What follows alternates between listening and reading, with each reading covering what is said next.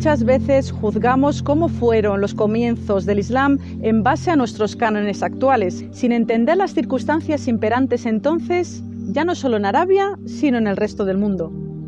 Si queremos realmente conocer la historia, debemos imbuirnos en su estudio sin prejuicios y recurriendo a las fuentes confiables. Hoy, en la vida de Mohammed, hablaremos de cómo era el mundo en el momento de la llegada del enviado de Dios, paz sobre él, para así entender el contexto histórico y poner en valor los cambios que gracias a la revelación se produjeron.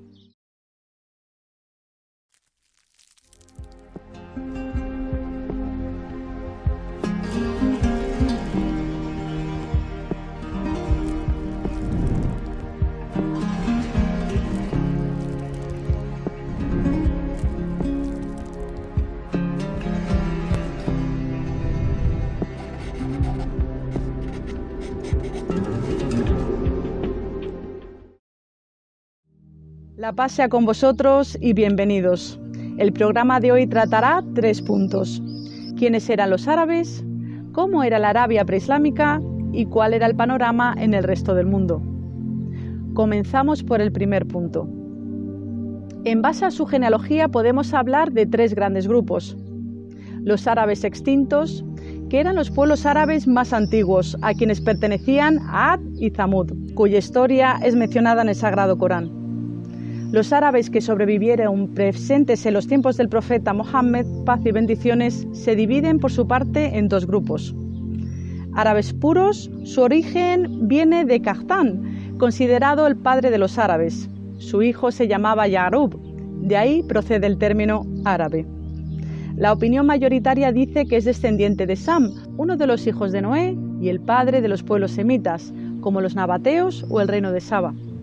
Los cahtaníes venían del sur de Arabia, como a la antigua civilización yemení. Por ejemplo, a ellos pertenecían las famosas tribus de Aus y Hazraj, de Medina, que mencionaremos en esta serie si Dios quiere. Árabes arabizados, también llamados adnaníes por proceder de Adnán, descendiente del profeta Ismael, paz sobre él. Entre Adnán y el profeta Mohammed, la paz sea con él, median 20 generaciones. El profeta Abraham era de Ur, Irak, pero su hijo Ismael se crió en Arabia, adaptó el árabe y se casó con una cahtaní originaria del Yemen. La Arabia preislámica estaba dominada por la ignorancia y la violencia. No disponía de una estructura política organizada, sino que era un sistema tribal sumido en continuos conflictos. La mujer era considerada un bien heredable. En cuanto a la vida moral, proliferaba el vino y los juegos de azar. La sociedad estaba sustentada en la usura, el clasismo y la esclavitud. Su economía se basaba principalmente en el comercio a través de las caravanas a Siria, Egipto y Yemen, y también la ganadería y la agricultura. En cuanto al aspecto religioso, sabemos que tuvieron profetas árabes como Saleh, Hud y Shuaib, además de Ismael y su padre Abraham, la paz y las bendiciones sean con ellos. De las prácticas que Abraham estableció y perduraron fue considerar Meca sagrada, inviolable. Establecieron los meses sagrados que promovían la economía y la paz. Instauró el Hajj, la peregrinación con todos sus rituales como la circunvalación a la Kaaba y el sacrificio de animales para alimentar a los pobres. Los habitantes de la Meca y alrededores fueron monoteístas hasta que el jefe del clan de Juzá, Amr ibn Luay, introdujo los ídolos y la superstición, adulterando la fe de Abraham, la paz sea con él. Os contamos brevemente la historia.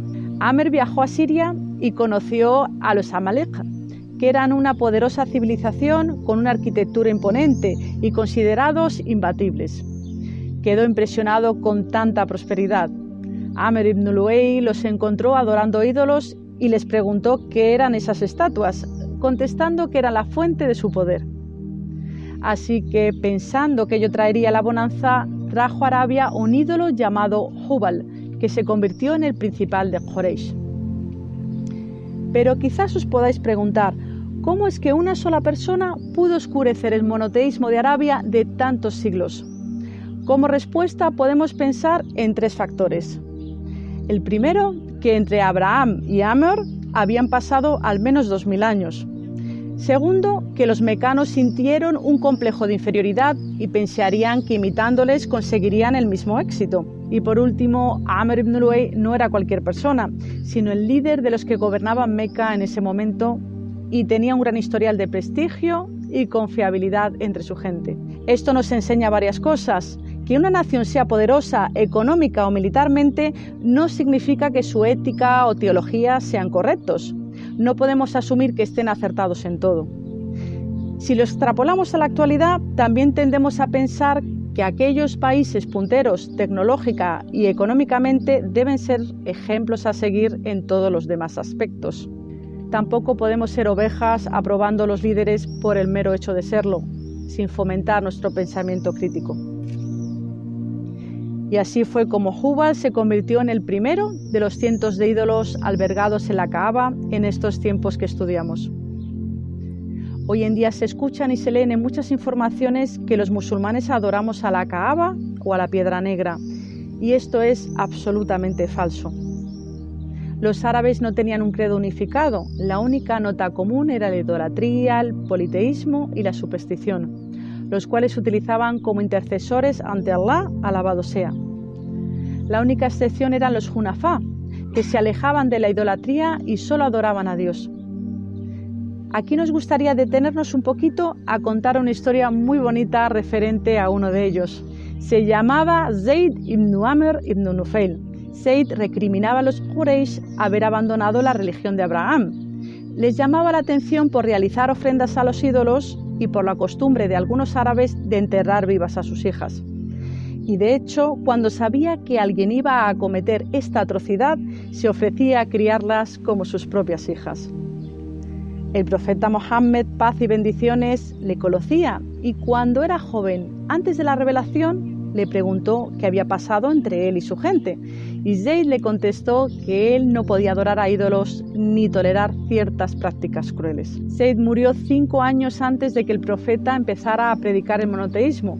Su hijo, Said ibn Zayd, el famoso compañero y albriciado con el paraíso, le preguntó al profeta sobre el destino de su padre en la otra vida. Le contestó que el día de la resurrección sería resucitado como su propia umma, una comunidad de una sola persona.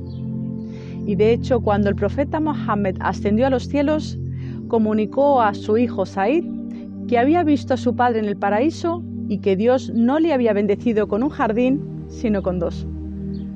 Volvemos. También había comunidades cristianas, judías y zoroastras, adoradores del fuego, que practicaban con total libertad. También nos podemos preguntar, ¿pero era todo oscuridad? Rotundamente no. Eran los mejores huéspedes, generosos, personas de palabra, honor y buenos modales. Dominaban la genealogía, la retórica y la oratoria. El idioma árabe se caracterizaba por ser muy rico y polisémico. La transmisión del conocimiento, la poesía, etc., era de forma oral y esto les permitió adquirir unas grandes dotes para memorizar, lo cual fue una clara ventaja para la memorización del Sagrado Corán cuando fue revelado. El Imperio bizantino era principalmente cristiano y se caracterizaba por el racismo, la opresión, las conspiraciones y la intolerancia hacia las provincias de Egipto, Siria y Palestina. Vivían envueltos en continuas revueltas y la vida lujosa de la nobleza se mantenía en virtud de impuestos asfixiantes. El imperio sasánida era zoroastriano y se regía por el despotismo y una vida de lujo de los gobernantes, mientras las poblaciones vivían en la miseria, explotadas y divididas en castas sociales. En la India predominaba el brahmanismo, mientras el país brillaba en las ciencias, especialmente las matemáticas. Los indios siguen siendo unos excelentes matemáticos e informáticos hoy en día. Habían alcanzado su época más decadente social, moral y políticamente. Tenían la tradición de quemar vivas a sus esposas junto a sus maridos cuando estos fallecían. El territorio estaba dividido en innumerables reinos en guerra. En cuanto a Europa, la nota predominante era la guerra y la incivilización, con gran predominio de la pobreza, la ignorancia y la superstición, y un retraso tanto en las ciencias como en las letras.